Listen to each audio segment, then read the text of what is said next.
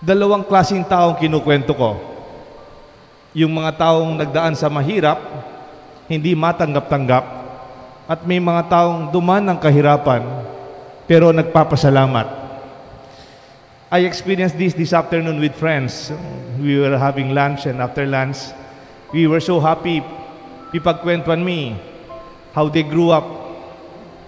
Very simple life. In fact, difficult life for some because they finished their education as scholars. But all of them are engineers and a doctor. May ngayari langan, pero mixed scholarship lang po. It was not easy. Karay mga kapatid. Simple mo yung kabyanan, darin pengari. And they were so happy about it. And they were laughing about their experience. And they want to share it to their children. I told them, congratulations. You are very happy of your past, kahit mahirap at kahit masakit. Alam nyo, may mga taong dumaan ng mahirap, may mga taong dumaan ng mabigat, pero ayaw nilang ikwento. Itinatago nila, hindi man nila inaamin. The bitter past may be as a bitter pill that they need to take. It healed me, it strengthened me, and gave me learning and wisdom. Nagyang mapayching may labas.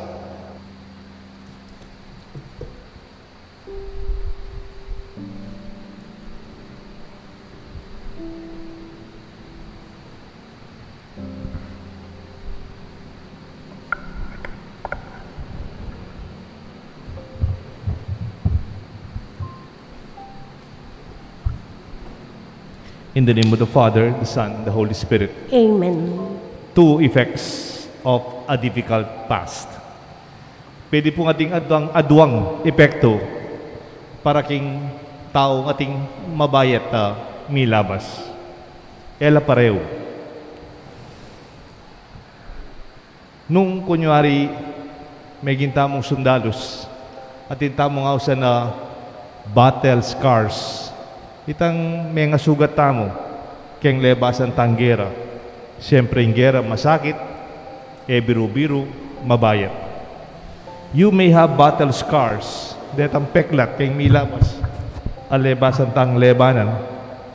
Dapat ating aduang bagay, nung mga nanong may harapan, dening kaya kang milabas sa mabayat at masakit. There are two ways that could affect a person in their difficult past. First, you may hide them. Pwede mong sa likod din kaya kang peklat. You even deny them. Alaman. Alaman peklat din. May katal ko. This may also live as if they never happened or they never existed. Nabala mo alaluman at elaman milyari. Kaya miyalo ang paralan, nasa likod mo lang. Muking kaya kang pamagmalan, ding peklat ng milabas mo, ding the battle scars. But even the way you tell your stories, I never experienced those things. Kung mandelanan yan. You even deny them. However, the second person can be affected in a different way. They can show them, may sugat ko, may yan. You can show them your battle scars of the past. Narrate them, kwento mo, mga nano ka may sugat. Mga nano yung nipaldan. How you extract learnings, wisdom, and strength from them. Balo mo, antang may baral ko kayo, may sugat ko kayo ni, ayagluan ko, mipaldan ko, kinayap ya, mesikan ko, may kabawi ko. For someone with difficult past, but can accept it positively, ating milabas sa masakit, kimbieta mo, pero atatanggap mo in a positive way. Mesikan ko. I'm now wiser. I'm now better. Ngayon makakalala na ako. Ako bisang masugat pa si bayo. There's even integration. Kaya inimbiya ko ini. And the continuity of life story. The ebb and the flow, the ups and the downs. ing kwento mo buya, alang makasalikod, alang sisinop, alang pagkaila. For those who cannot accept their difficult past, there's the possibility of duality or dichotomy. They see it as a traumatic past, and they could suffer in silence, blaming in hidden anger. Nang kayo nung ati kami labas sa masakit, emo bubuklat, emo kukwento, emo buring pisabyan. Pero kayong katutuan, kayong katahimikan, ing kamwa mo, mabiye pang mabiye, atsu pang atsu. The topic of the past can be painful and is usually avoided. However, for those who learn from their past, detang may biyasa kayong may labas and they accept their experiences of difficulties when they were young, they celebrate with joy. Milabas, kabilis, eke man mainip, masagyo minangeni, uling mas masakit at mas masakit, ing lebasan mi kanita.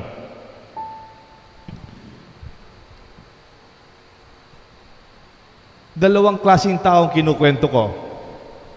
Yung mga taong nagdaan sa mahirap, hindi matanggap-tanggap, at may mga taong duman ng kahirapan, pero nagpapasalamat. I experienced this afternoon with friends. We were having lunch, and after lunch, we were so happy. Ipagkwentuan me how they grew up. Very simple life. In fact, difficult life for some because they finished their education as scholars, but all of them are engineers and a doctor. May ngayari langan, pero may scholarship la po. It was not easy. Karay mga kapatid. Simple mo yung kabyanan, darin pengari. And they were so happy about it. And they were laughing about their experience. And they want to share it to their children. I told them, congratulations. You are very happy of your past, kahit mahirap at kahit masakit. Alam nyo, may mga taong dumaan ng mahirap, may mga taong dumaan ng mabigat, pero ayaw nilang ikwento. Itinatago nila, hindi man nila inaamin. The bitter past may be as a bitter pill that they need to take. It healed me, it strengthened me, and gave me learning and wisdom. Nagyang mapait siyang milabas, kalupaning mapait panulo, o the bitter herbs. Nanuno po kasi retang mapait luluto tamo. Apalya. They can be bitter, but they are healthy. You can take them, and it can make you stronger and healthier. However, for others, those who cannot accept their bitter past, the past or the particular part of their past is like an open wound. Bala mo makabuklat sa sugat, kinayap. There's no healing. There is no closure. There's pain and bitterness. It is possible that there's even no forgiveness. Daya patawaran ng milabas da. For those who may be in one way or another part of their unideal experiences, daya patawaran detang kayabe ketang milabas sa masakit. They blame everyone, covering the wounds in different forms of ostentatious, incommensurate, unnecessary display of wealth and success. Nang kaya, hindi naman po ako machismis ha. Kung minsan may kilala kang taong duman ng mahirap, ngayon, pinapakita nila, mayaman ako. They display their wealth and they cover their wounds with expensive garments, with maybe different jewelries. Knowingly or unknowingly, of course, they begin to name drop. Bisita namin kagabi si Congressman. Darating bukas si Mayor. Kaibigan ko, ang presidente ng kumpanya. They display their expensive brands. Yung tatak. Parating may tatak. Yung bag, may tatak yung lahat. And they mention the amounts, the cost of purchases. Kamal na yan. Kamal na yan. Selimi yan. Kamal na yan. And they mention the price. Which is not even needed. Uncalled for.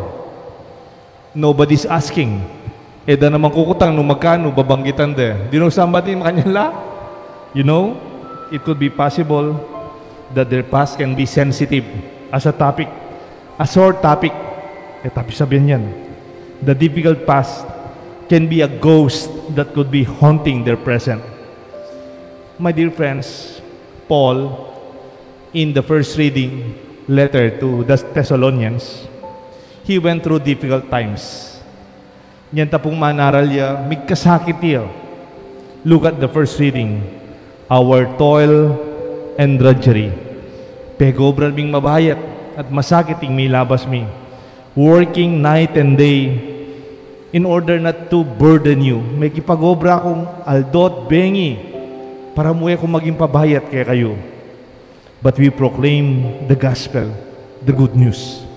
Pegobran ko, may kasakit ko kayong may labas. Even in us, other letters, kwento na nung makananong may nga sira la rin barko, papuntay king meto nga lugar, may nga bagyuan la, may katapilan niya may sukol, may katapilan niya may balasbas, and how he was in prison. And yet, he talks about all of this, not in bitter ways, not hiding them, but proclaiming them as my witnessing that I join the pain and the difficulty of our suffering Lord. The difficult past, it can make you or it can break you. In kaya kang milabas, pwede mong gamitan para ikaw lalo kang mitalakad at maging masikan.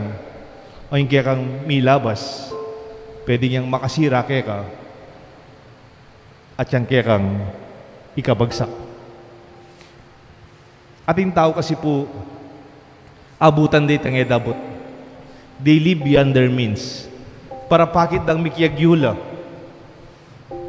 They invite people in their occasions unnecessarily, na namang kilala.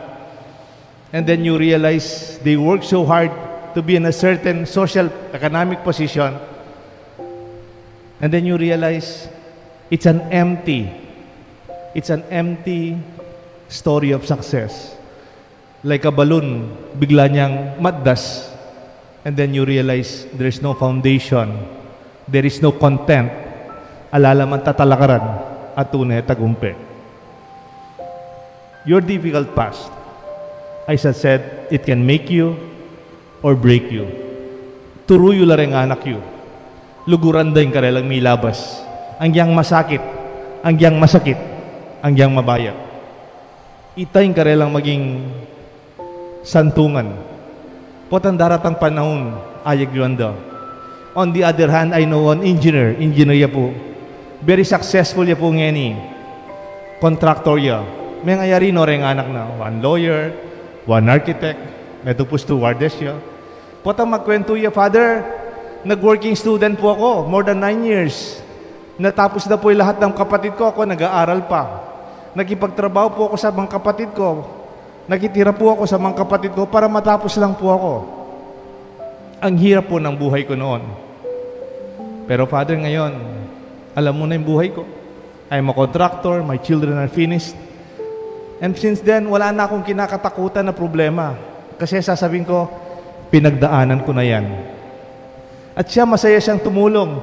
Kaya, a big part of my budget ngayon, natapos na yung mga anak ko, nagpapaaral po ko ng mga estudyante para makatulong sa kanila dahil pinagdaanan ko yan.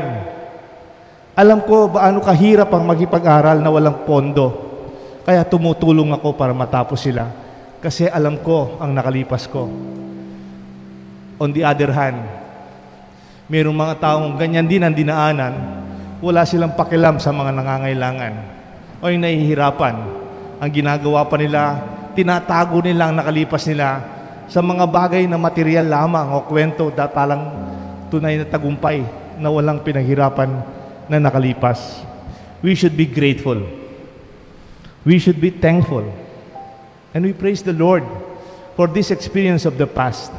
May it open us that this is part of our story. And we could even be of great help. That our experience can be our mission to be more sensitive, to feel the realities of our brothers and sisters who may be undergoing what we have gone through. Integration and acceptance is the big difference. Paul, in the letter to the Thessalonians, narrated, toil and drudgery, working night and day in order not to burden any one of you. What is his conclusion? And for this reason, we too give thanks to God unceasingly.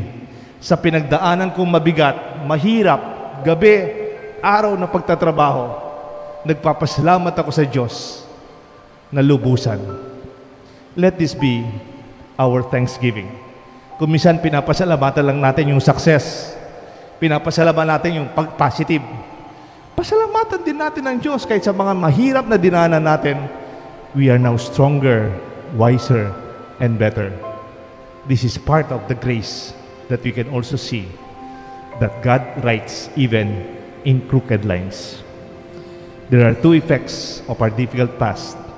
Make a choice, make it conscious, and make it a decision to be on the part of St. Paul. May God bless us all, the Father, the Son, and the Holy Spirit. Amen.